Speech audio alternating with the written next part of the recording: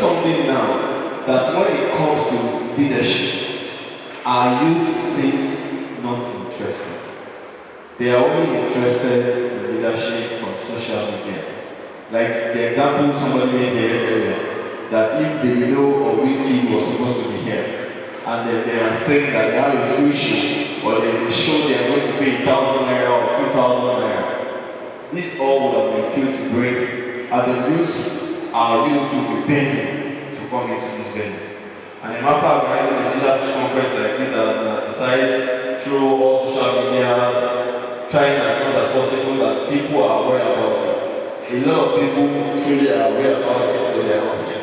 But if they know or Whiskey want to perform here, this all will have been few. What do you think is the cause, and what do you think we can do to direct the thinking process of the youth of Nigeria? Thank you. Yeah, thank you very much. Happy to be here again. Now, every time people talk about young people, they always like to put them like they are the problem. And I have a problem with that.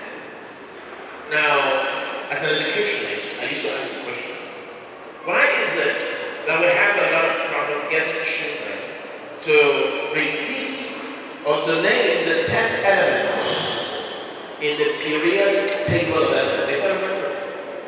But ask the same children to give you a list of the first 10, 11 players in Chelsea. They will give you, for example, they will give you the entire, they are ready to give you the top 6 clubs in England.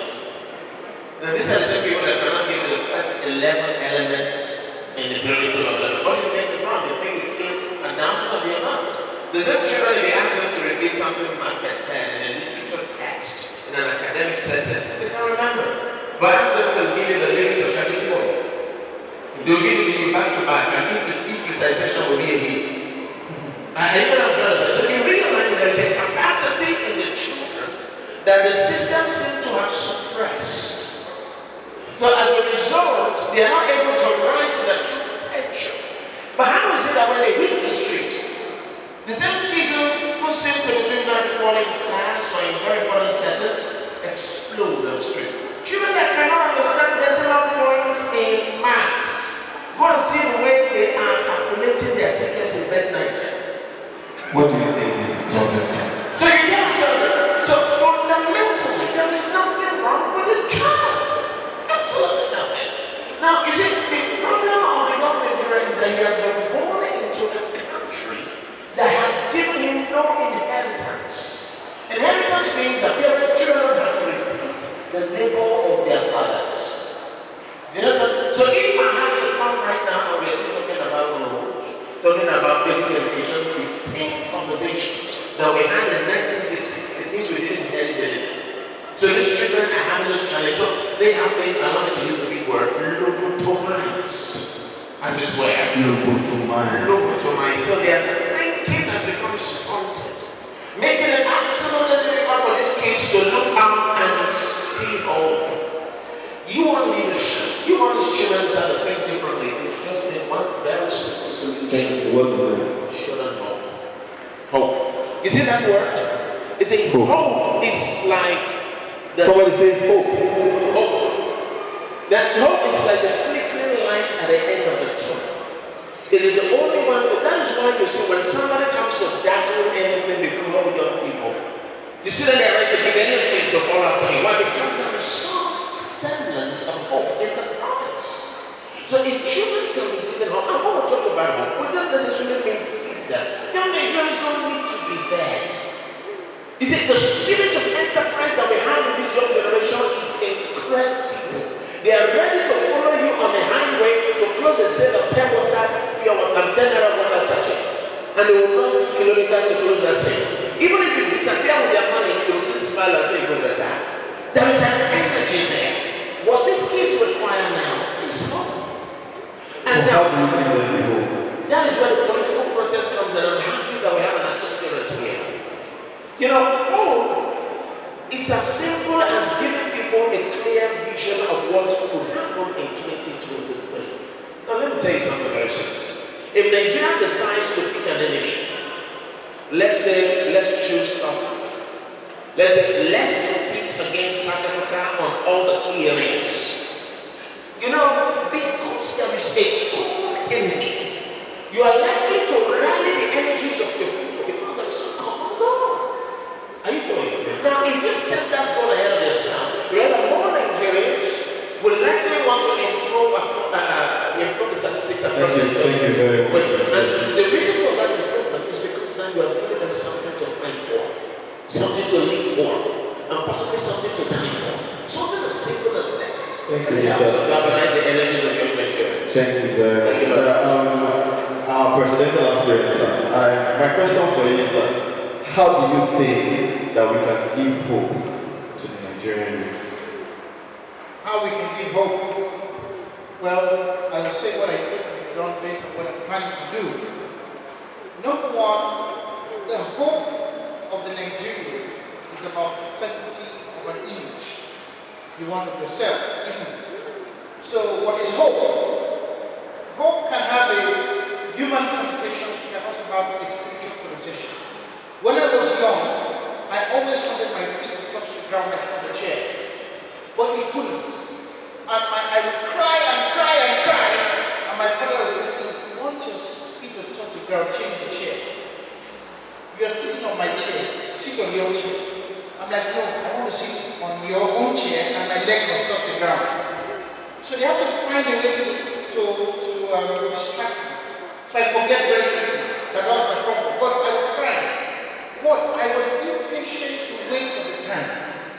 Well, that was not a bad idea. They had the job to keep selling the hope. It will happen. Give it time. It will happen. Now, as time went on, I didn't think it would happen. Because the day I used to walk up and talk to myself, I used to cry because of something. What was it? My feet now touch the ground. Now, hope requires a process of time to be actualized. You go into school, you want to be a doctor. There's a process of time that is involved. You want to be an engineer. There's a process of time that is involved. Now, the question though is, what substantiates hope? In an esoteric term, we say faith is the substance of hope, isn't it? An evidence of what you don't see. Now, outside of that, you need guarantee. And the guarantee is what the government puts in place. And what is that? Equality in life. Equal opportunity. Government has to put in place instruments, policies, mechanisms that guarantee that you will not just go to school, that you will graduate. And when you graduate, you will have the opportunity to compete favorably. Which is, thank you very much. Just a minute. What you know, sorry, I just want to use it. You see this young man is explained to me. I don't accept I don't really agree with what my friend Agus said about stopping it because you have to go to school. He can never compete with that girl here. That girl may be said to have a photographic memory. Why should one of them sit in an exam and have a theoretical exam? She'll pass it now. So there's no hope there. There's no hope for him in that space. So giving equal opportunity is to give diversified opportunity for people to advance themselves in the areas of their strength. But when we don't create opportunities of diversity where I can advance in my strength, you create a structure of elitism. And in that sense, there's no hope. Thank you very much. The next question is for His Excellency President. Thank you very much, sir. Again, it is obvious that in this part of the world, that politics, whether we like it or not, as we still speak, most of the time, is not a very easy task. It requires, at least the last time I remember, you guys remember the amount of millions for you to get a political party form in APC or PDP, and you agree with me again, you know what it takes. You know, I always tell people, instead of thinking that you want to become the governor or the president of the state, I would advise the president of the country, I would advise you to continue to focus on yourself. Focus on yourself and continue to develop yourself, whether you like it or not. Our present leaders, by law of nature or by natural process, something will happen and it will be our turn, whether they want to leave the position or not. they will die. One day, there's no how we can do it. Nobody can live long till the end of the world. So it will be our turn. What are we doing now that we think that it requires that when that time comes, we can fit in to that position? Presidential aspirant, sir, what do you think your government, how do you think you can make electionary process very affordable for the youth of Nigeria? So, first of all, when you have to open the space, you have to remove all the barriers, isn't it? And one of those barriers that you want to move is the opportunities that people can participate. And those barriers could be financial, they could be structural, and they could be in terms of the journey. From the financial point of view, I, for example, have to pay 5 million naira, 1 million for expression of interest, 4 million for the form, to get the nomination form for my party.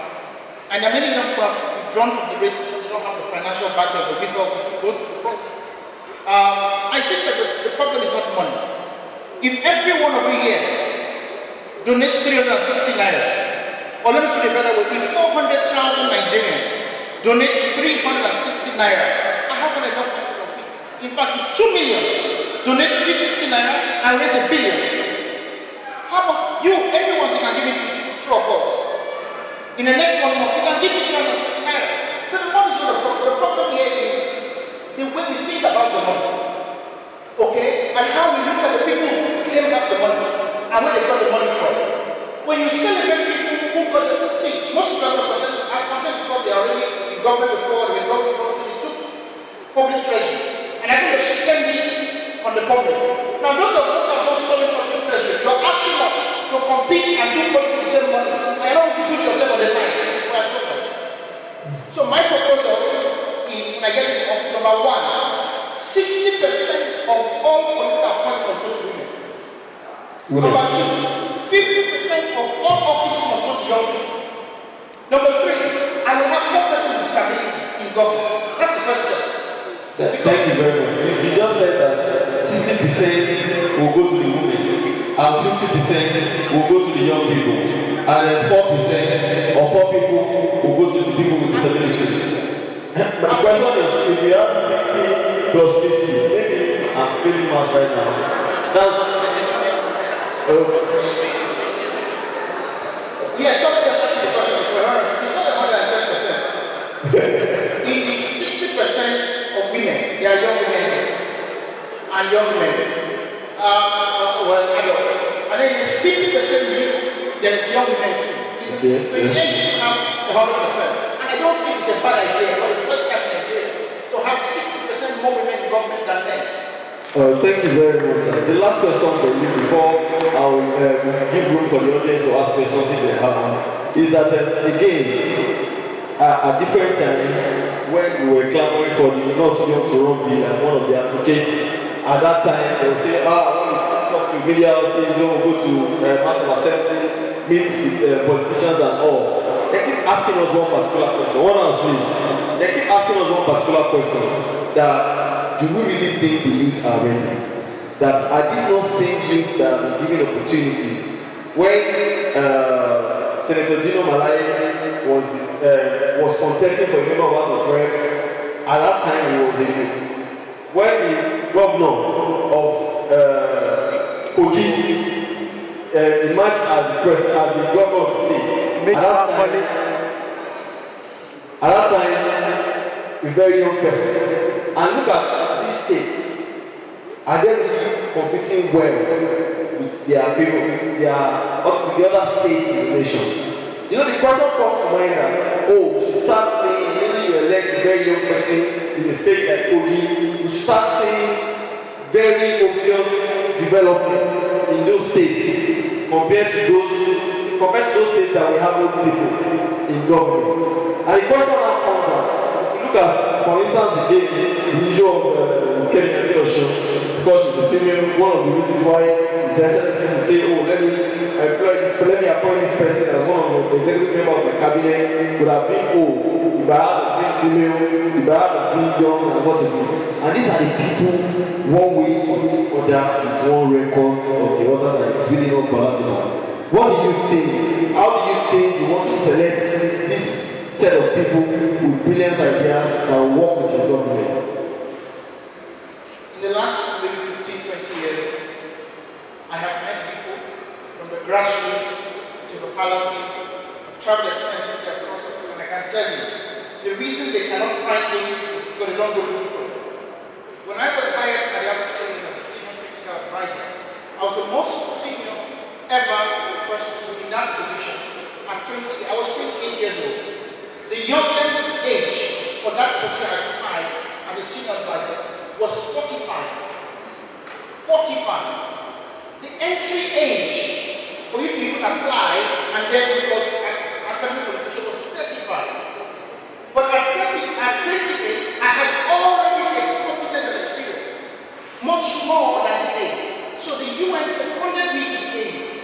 When that came out, they criticized it, the HR and they said, this petit garçon, now in French that means little boy, what is he doing here? And so they asked me to defend myself. By the time I got to 1 level, 2 level, 3 level, they're like, okay, this one is a different person this one. However, let me tell you something. The department I took on as a head, the maximum budget they ever had in 5 years was $150,000. Within a year, I took it to $5 million. So the point I'm trying to make here is competence in being young is one question. But age alone is not enough. You know why? In 2005, I stepped out of the position to allow others to be elected as national president and national secretary. They are still in office today. 2 year term, 12 years are still in there. So it is okay to say not too young to run, but the question is, what is the track record of the person who is running as not too young? Thank you very much. Thank you very much. From the audience, you have a question? Okay, 1, 2, and then 3. Please, you can come forward.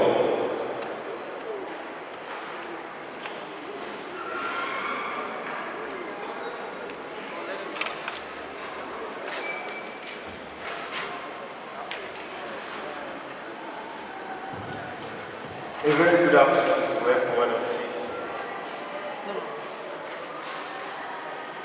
Oluwadamilare Ajaya, my name, Department of English, Lagos University. My 2 questions will be going to the presidential aspirant. The first one, did you believe in Sony system? Did you believe in Sony system in appointing the next president? Sony system is such a case that President Muhammadu Buhari from the North Central, Goodluck Jonathan is from the South. Maybe the next president should be coming from the Southwest. And the second question is, we have a number of presidential aspirants already, even without primary election.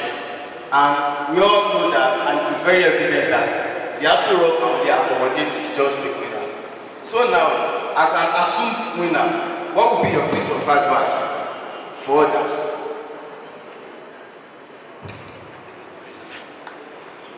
Good afternoon, sir. My name is Shoemaker Shawalaika. I'm a shoemaker. My case match shoes. You can check me on Facebook. Thank you. Sir, I want to ask. We have been following the political issues in the nation quite a long time. The issue of PDP, APC, and the rest. And you are coming as aspirant. And I am aware that there are about 91 political parties running for a seat. Sir, these people they have told us a lot that they are going to build this and that. But I'm being tired of going to a nation or visiting another country, being able to proud that I'm in Nigeria, or being denied me my rights, some rights I'm supposed to have as a human being because I'm in Nigeria. So I want to ask you this. Because recently I saw that some individual visit maybe Babangida go to. Is it that maybe you have to get some people before you get to that particular post? I want to ask you, what gives that morale or that audacity that this post I'm going to beat this next one party without passing through all this, the likes of Obasanjo and Co. I'm asking this my Uncle Amadi, sir. as I actually said here, that many have told you, the politicians have told them a lot. And if you are to become the governor, the next governor of Lagos State, I'm very sure you are eyeing for that. Is that all right? Okay, sir. So you just listed some strategies, which maybe possibly many of have told us a lot about that. What are all those strategies? What are the agenda you are going to put forward for this nation? Lagos State. Lagos is big as a country on its own. Thank you, sir. Good afternoon, sir. Thank you, Bamilosa, the graduates. My question goes to the presidential aspirants, and it's you have beautiful ideas, ideologies on how to make this country a better place if eventually you emerge as the president.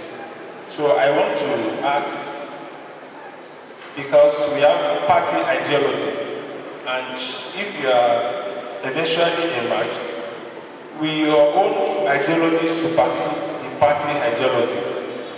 Or that you have other ways of being it side by side, which it won't affect the party ideology? Thank you. Good afternoon, everyone. My name is Mam Chigola Cyprian. I'm a student of fifth grade Abatech Grade School. So my question is to the presenter aspirant. When you are saying that 60% go to the women and 40% would go to the 50% would go to the men. So I then ask, why do you say 60% would go to the women? What is the potential barrier between men and women? Why would you say that? Thank you so much. Thank you very much. Mr. Emmanuel, His Excellency. I was going to become the president. I was here at the time I was sitting with the president, Federal Republic of Nigeria. Yeah, thank you very much. Most of the questions are directed to you. It shows that a lot of people are growing interest in who His Excellency Emmanuel is. And I would encourage you to please respond appropriately. Thank you so much. So let me start with the last question. And the question is why 60 for women and 50 for youth? Well, the only way for us to begin a democratic revolution is to ensure that we challenge the norm, the usual narrative. And what is the usual narrative? The usual narrative is we call our society a patriarchal society. A society where men are always the ones involved. But the reality is, it's not because you just have men involved. If you're looking for a doctor, only men doctors. If you're looking for a professor, only men professors. If you're looking for a financial expert or economist, only men economists. Please look at this room. Are only men here?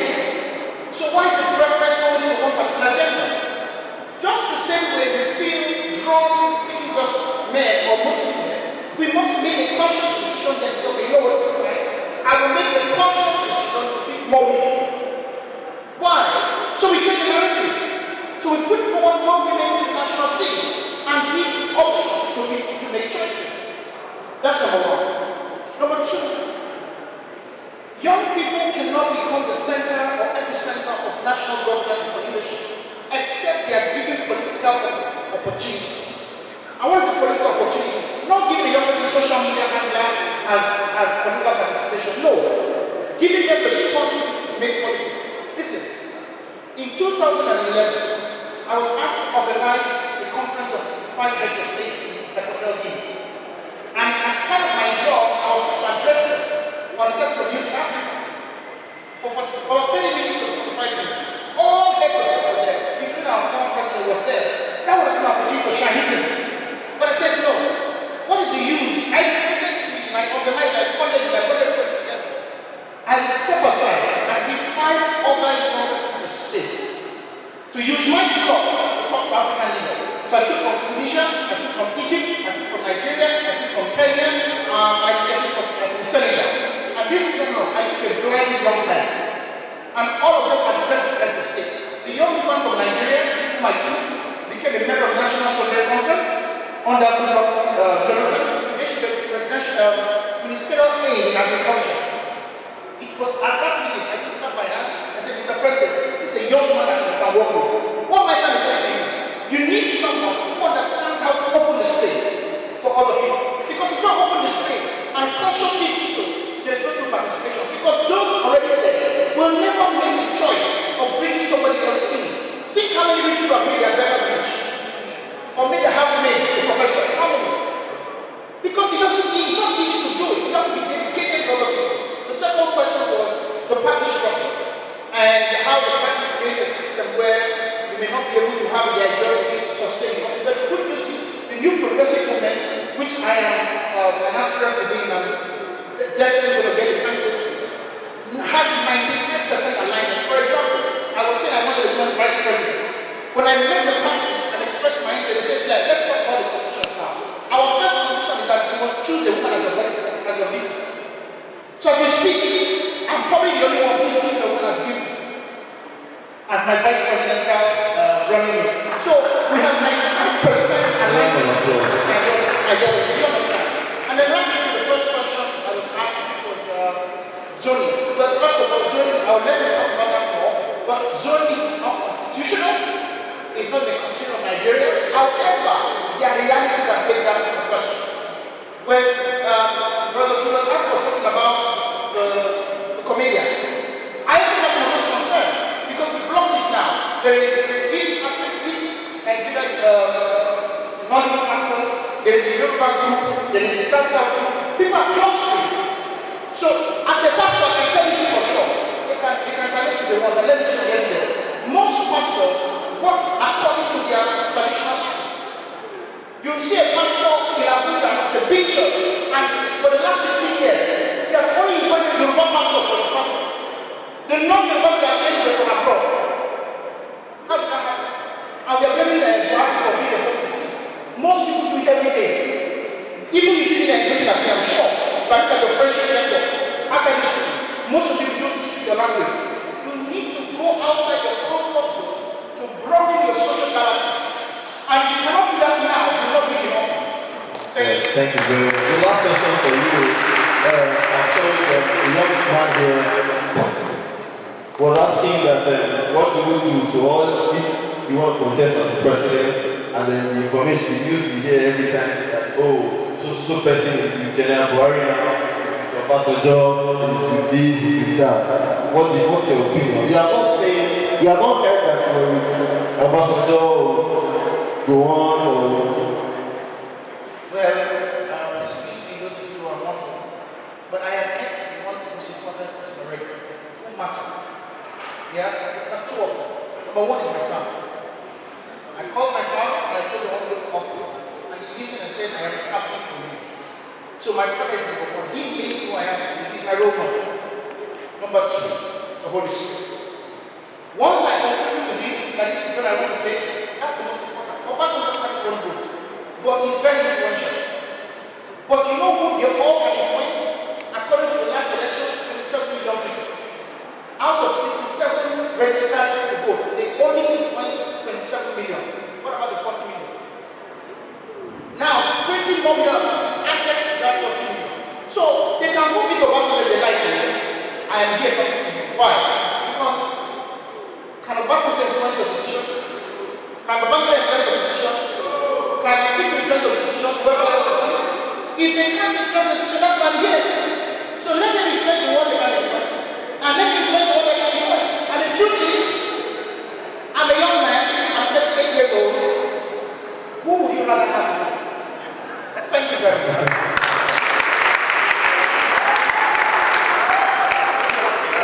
Let me just, sir, I was just informed that somebody said he thinks you are contesting for the governor of Lagos sometime soon. So maybe you will also declare your interest, whether it's 2019 or 2023 or 2027. And then the second question will be on zoning. What's your take? Okay, I wouldn't know what he thinks of running for governor. Maybe because the aspirant and myself are wearing similar caps. And I hear he has done like a test with his own, and I've done the other concept. It's here. Okay, so we have the same. But I'm not a politician. I'm a private sector person, and I am very active in influencing the process from the outside. Now, as a policy person that I am, I have interacted with a lot of, government officials. Zoning, or broadly speaking, what you call federal character definition, is the reason that we are all messed up the way we are. I agree with you. And I'm going to give you some statistics. I work with numbers. You see, because we are trying to achieve what we call equity, we have succeeded inadvertently to enthrone the liberty. Now, the way government works is that they zone several seats, even in civil service, to different regions of the nation. And rather than look for merits, they look for who can occupy from those regions. So even if you don't have the people with the right kind of qualification, that's not it, let's look for someone. And as a result, there is a complacency for growth in other parts of the country. The last wire you wrote is that Zamfara State put forward only 128 candidates. Now that is the size of one class in Lagos State. Now when they put the Lagos State, they want to go to school. But when they go there now, the same State, they will still put forward somebody that will be, because the zone structure or the federal character thing, it requires that it produce something. The person doesn't require to be, qualified. Let's look up somewhere. So as a result, you see that some systems, some part of the country are not growing at all.